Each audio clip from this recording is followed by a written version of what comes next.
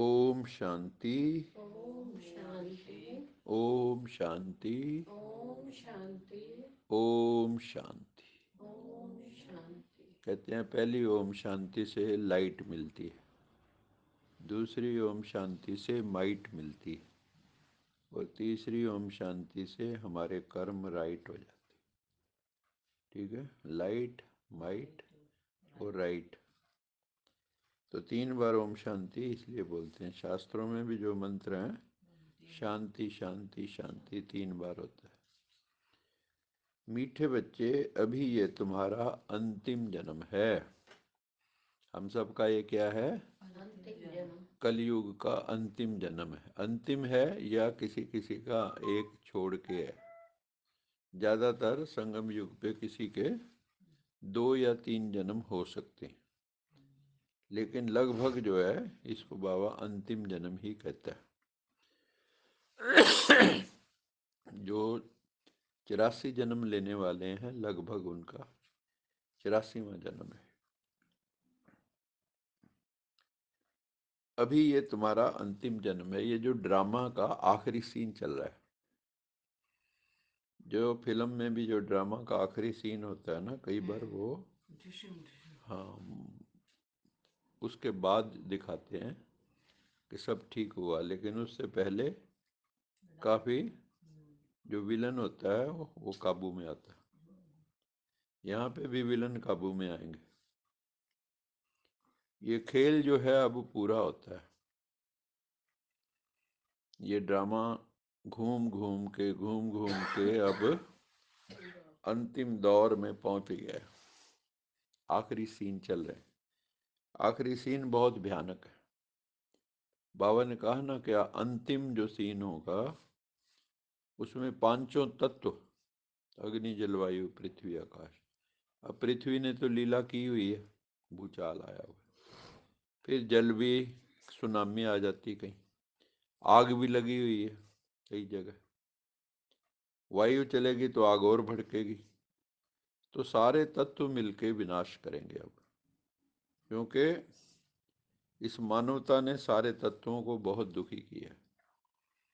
पृथ्वी को बहुत दुखी किया, जंगल काट दिए सारे, सारे रहने के लिए जंगल बना दिए, रहने के जंगल।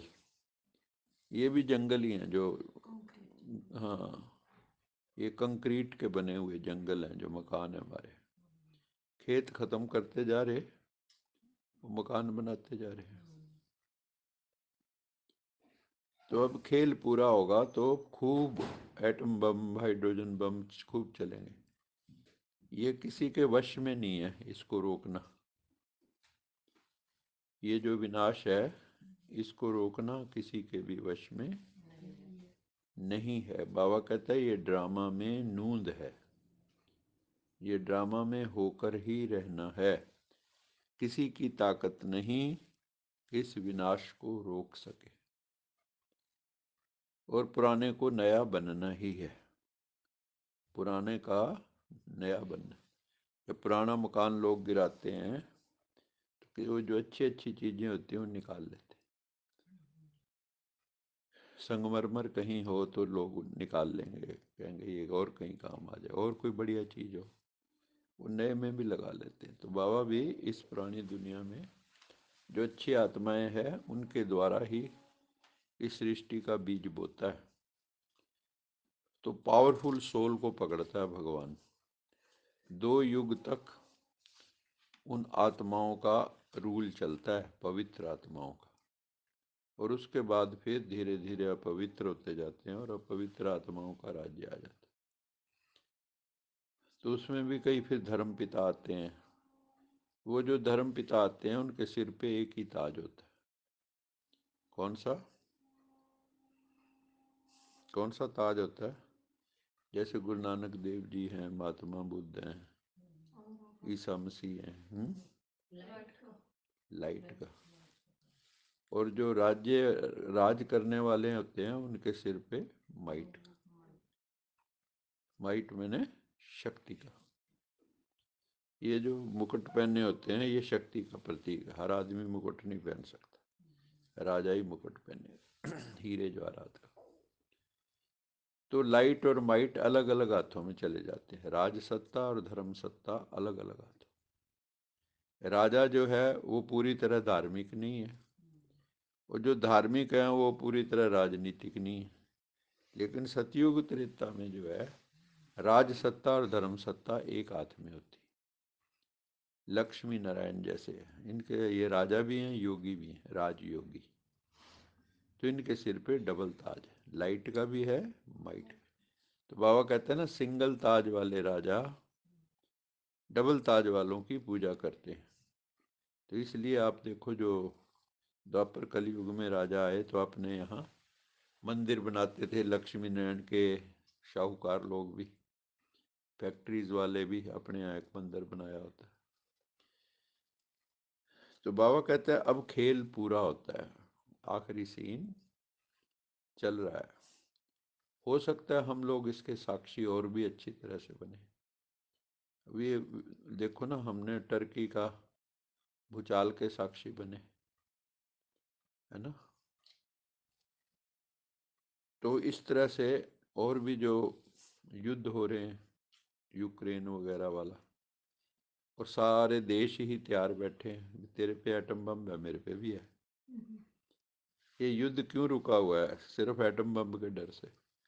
लेकिन एक दिन कोई ना कोई पागल,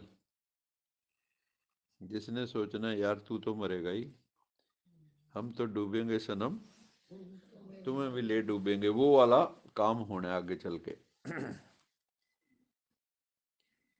इसलिए बाबा कहता है कि पावन बनो, पावन बन के घर चलना है। ये सबसे बड़ी स्टेटमेंट है कि जब तक पवित्र नहीं बनेंगे घर वापस लौट नहीं सकते।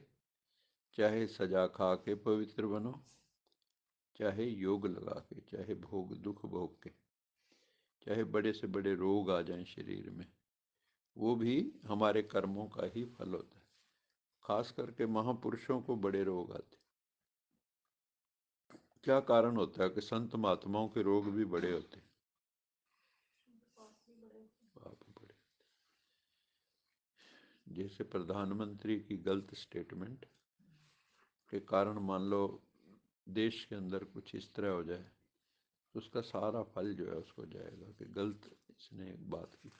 राजा की कोई भी गलत स्टेटमेंट हो, कोई धार्मिक पुरुष हो उसकी कोई गलत स्टेटमेंट हो, गलत पासे किसी को लगा दे, तो उन सारों का जो फल है वो किसको मिलेगा फिर? राजा को या धार्मिक लीडर को।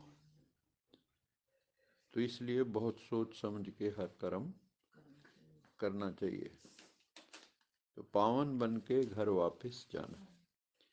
फिर सतयुग से हिस्ट्री रिपीट होगी, फिर ये चक्र दोबारा सतयुग से जीरो पे आ जाएगा, फिर जीरो से घूम के पूरा होएगा। इस तरह से ये चक्र हमने अनंत चक्र लगाए हैं। कितने चक्र लगाए?